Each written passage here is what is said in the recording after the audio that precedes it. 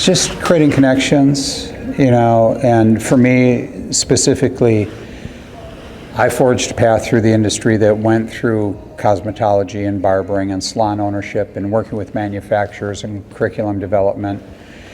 And I am a bit attention deficit, and if I couldn't have recrafted my role, I couldn't have stuck it out. And the industry's just been great as far as letting me navigate different paths in it, so.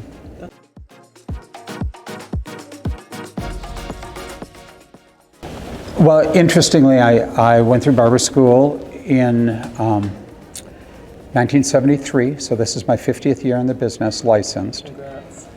And I started teaching immediately because back then there was a unisex vibe happening, and the cosmetologists were teaching women's hair cutting to barbering, and barbers were teaching men's hair cutting to the cosmetology side. And then I went to work for Horst when I was 22. And I started emceeing for him. I wasn't actually teaching, but when he started, his English wasn't great and he liked to have somebody with a microphone. So I actually got to cut my teeth talking before I was working. Sure.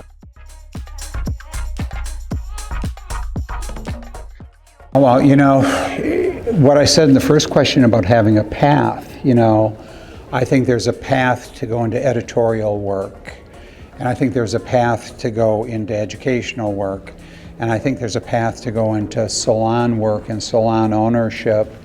And I think it's a really broad question because I think each of those disciplines has got their own set of geniuses, Absolutely. So I think really the first question is now, today, where's your passion and who would fit that role? Absolutely. And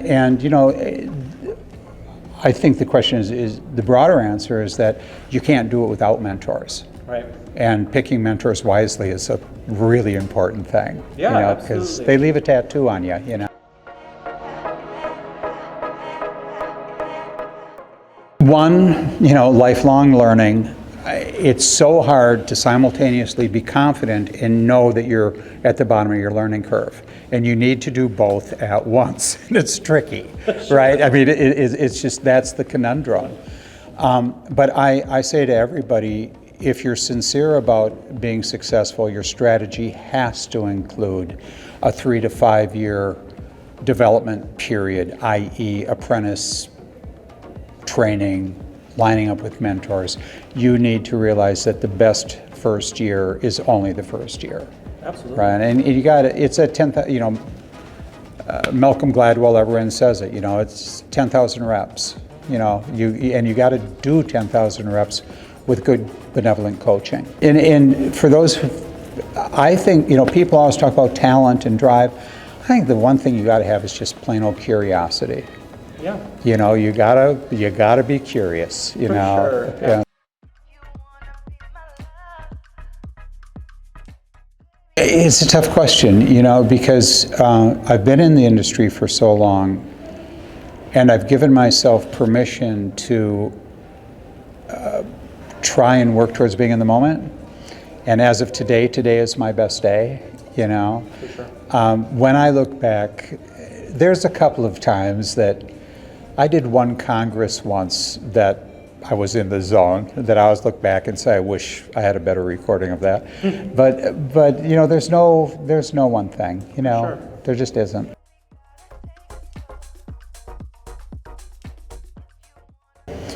They have every right to be.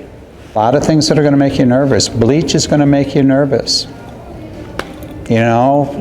Skin fades are going to make you nervous. Sure. Because it's technically demanding work, and being gentle with yourself and realizing that nobody learns when they're scared, that if you can't find a way to make it fun or at least to drop your heartbeat a little bit, you're doomed. But there's a magic thing that they call the stretch.